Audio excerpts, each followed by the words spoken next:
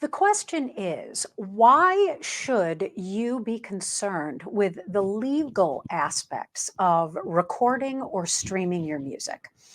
Well, there's a very good reason. Because when you are recording or streaming someone else's music, you don't own it. The composer or the lyricist or the estate, the publishing company, whatever, they own it. And therefore, they have the right to decide whether or not you have permission to perform it on live streams or in recitals or cabarets or whatever. So the thing is that you may never have come across any kind of issues with legalities, in that maybe you have just done a recital and nobody else was there other than your family and your audience members. And so there's nobody, it wasn't recorded. And so there's nobody there to say, hey, you don't have permission to perform those pieces. But you may actually have run into some issues, like perhaps you put up a video on YouTube of a song that you sang in a performance or even in your living room, and YouTube will send you a little notice saying it appears that the song that you performed is under copyright. And so there are a couple of repercussions that can happen. I mean, at this point with YouTube, obviously YouTube knows in these streaming services that people are going to be putting up music and that it is just the natural part of the community of YouTube, and therefore they have licenses in place that cover you being able to stream some of these pieces. However, there may be some kind of restrictions to that particular video because that piece is copyrighted. For instance, if your YouTube channel is set up for monetization, in copyrighted pieces, either you will not be allowed to monetize a piece that has been copyrighted, or you would have to split the monetization that comes from that video with the copyright holder. Okay, so that is one aspect.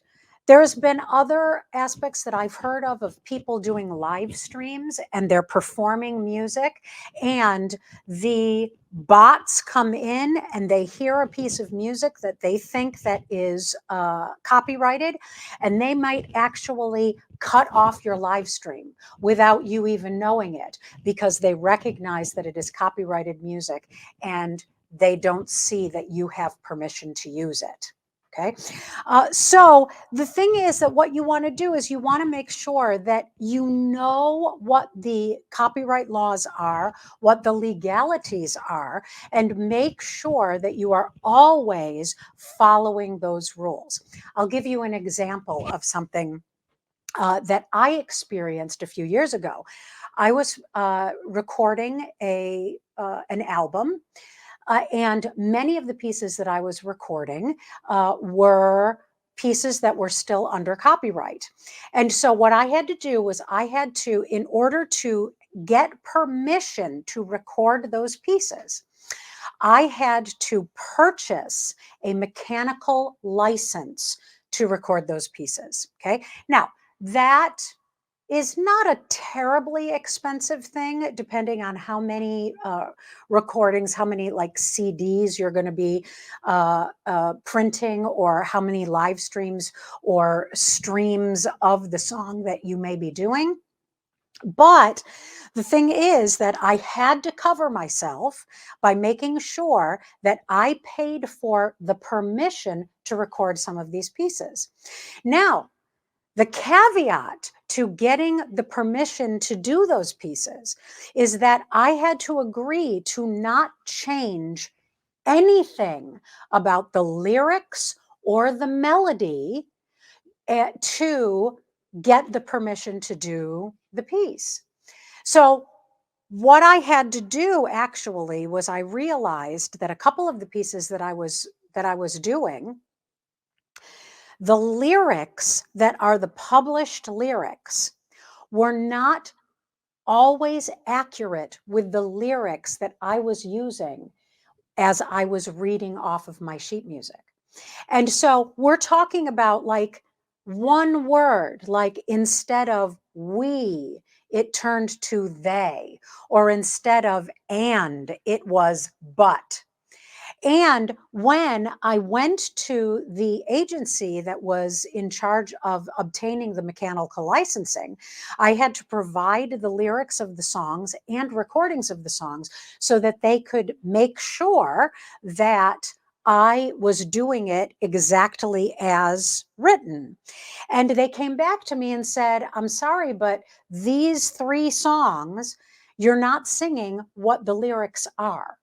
And so I had to go back into the studio and literally re record 1 or 2 words in each song. Because had I not done that, there would be the possibility that the copyright owners, the publishing company or the lyricist or the composer or whatever, could come back to me and send me a cease and desist letter saying that I had to remove that from the CD, I had to remove it from all platforms, and make sure that there was no trace of me doing it. So the thing is, it's really, really important that you understand the legal aspects of music and you're always following the rules. That goes for live performances in clubs too, because sometimes you will be singing a song that is under copyright and you never know who's in the audience. There could be somebody there that is the copyright owner or knows the copyright owner. They can reach out to you and, demand that they get paid royalties for your performance. So oftentimes, some of these clubs, these venues, have licenses built in to their contracts so that they are actually paying licenses so that you have the right to sing almost any song that you want and be covered by the license of the venue. But again, it's your responsibility to make sure that you are finding out if those venues indeed have those licenses. And if you need to obtain a performance license or a mechanical license for a recording in order to remain covered. So make sure you understand the legal aspects and you'll be safe.